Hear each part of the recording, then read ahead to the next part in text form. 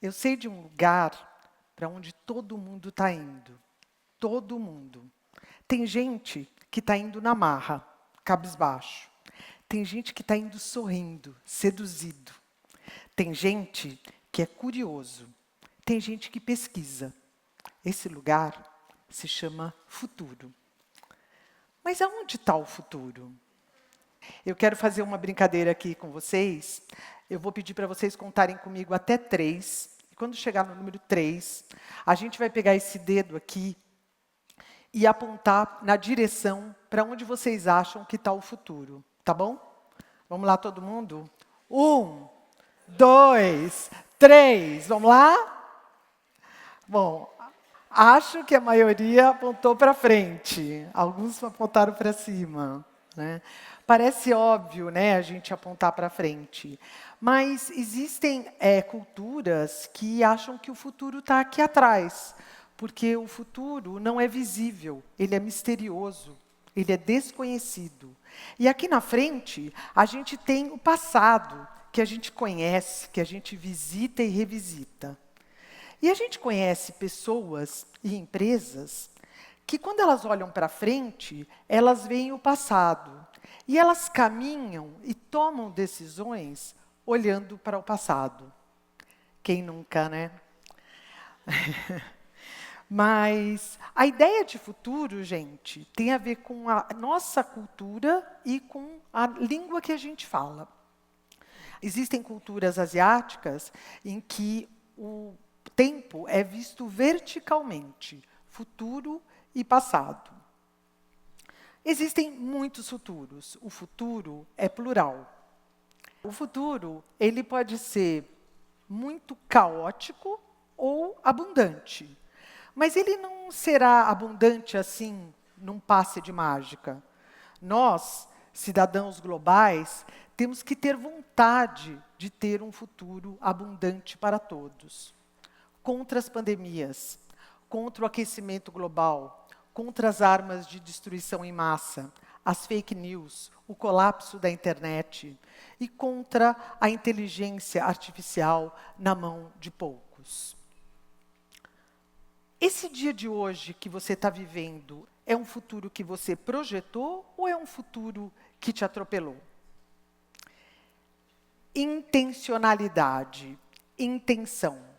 Essa palavra começou a rondar na minha cabeça. E eu fui ao dicionário e vi que existe intenção, com C cedilha, como a gente podia imaginar, e intenção com S. Intenção com C cedilha, gente, quer dizer vontade. Intenção com S quer dizer intensidade, força. Mais uma palavrinha para a gente? Mais uma palavrinha.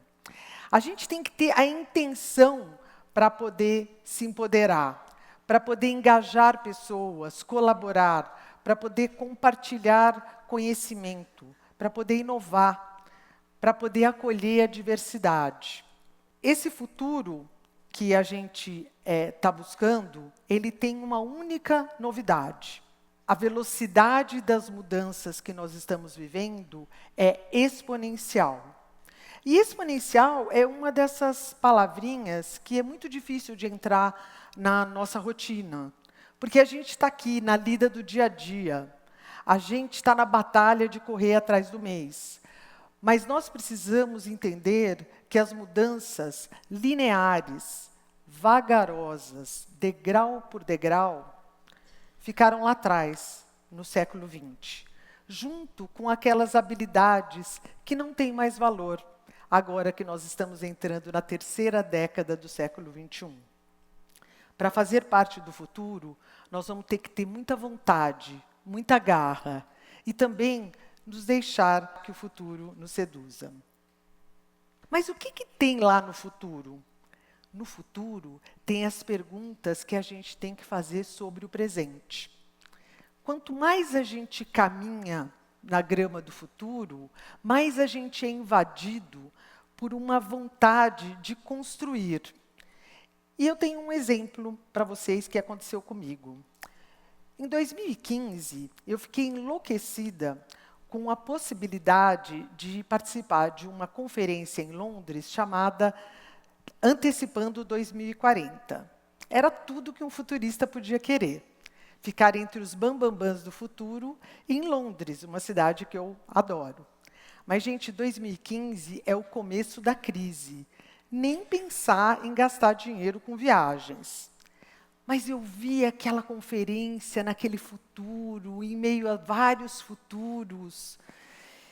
E eu falei, isso é muito importante para mim, muito importante para o meu negócio e muito importante para o meu futuro de palestrante futurista. E aí, eu resolvi fazer um crowdfunding. Como os brasileiros dizem, uma vaquinha virtual. A vaquinha era para as empresas. Quem contribuísse ganharia palestras sobre 2040. Mas em 2015, gente, as empresas estavam mais preocupadas com o fim do dia do que com o fim da década. Elas não se envolveram. Mas os amigos começaram a contribuir. E 15 dias antes do evento, eu tinha a metade do dinheiro da viagem, só metade. E aí meus filhos falaram, vai, faz das tripas coração, mas vai. E eu, tremendo de medo, comprei as passagens. Nesse mesmo dia, um diretor de marketing de uma grande empresa entrou no Messenger e me disse, eu adoro esse detalhe do Messenger. É verdade. Aí ele me disse assim, Béia, estou em Paris. Chego no Brasil em 2 dias. Vou fechar a sua cota. Mas nem pensar que eu vou explicar o que é crowdfunding para o meu financeiro, tá? E foi assim, gente. Com uma empresa vivendo no passado e um diretor de marketing vivendo no futuro, que eu fui para 2040. O meu futuro se realizou no presente. Não é sempre que dá certo, tá? Mas se você não tentar, também não dá, certo? Vamos lá.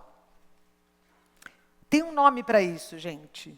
Design. Design é desenvolver um projeto, é trabalhar uma intenção, é trabalhar cenários futuros que possam vir a acontecer.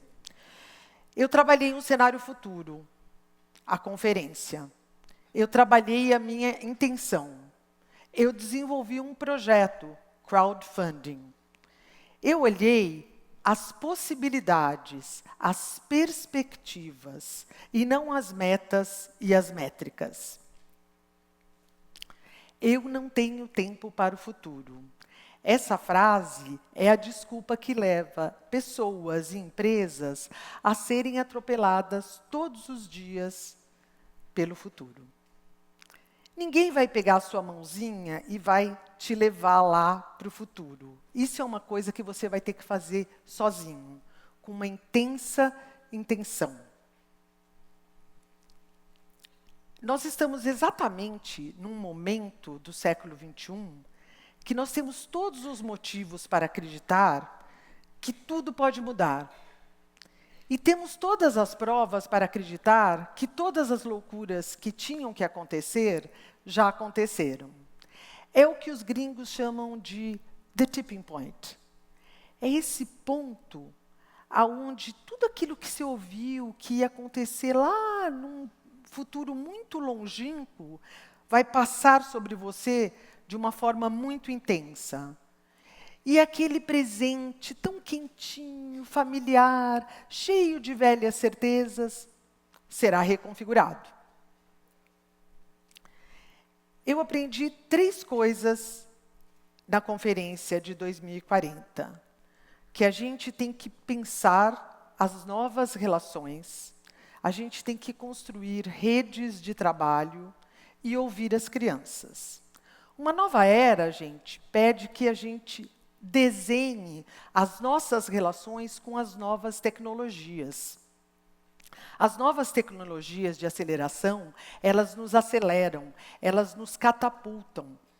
As novas tecnologias, nós precisamos saber que tipo de relação a gente quer com as novas tecnologias. Por exemplo, a inteligência artificial. A gente quer ser amigo da inteligência artificial ou nós seremos subjugados por ela? Afinal, Nós somos ou não somos os animais mais inteligentes da face da Terra. Tem um futurista chamado Kurzweil que diz que a inteligência artificial é humana, porque fomos nós que a inventamos. No futuro, não vai ter muito emprego, mas vai ter muito trabalho. E vai ter trabalho para quem se aliar às tecnologias de aceleração.